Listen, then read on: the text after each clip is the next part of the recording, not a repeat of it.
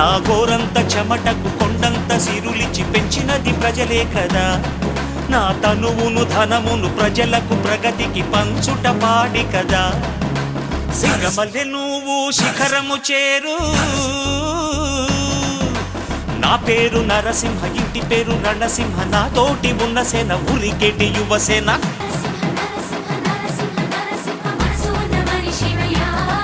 నే మీసమున్న బాలుడయ్యా, నేను మేలు చేయువన్నయ్య.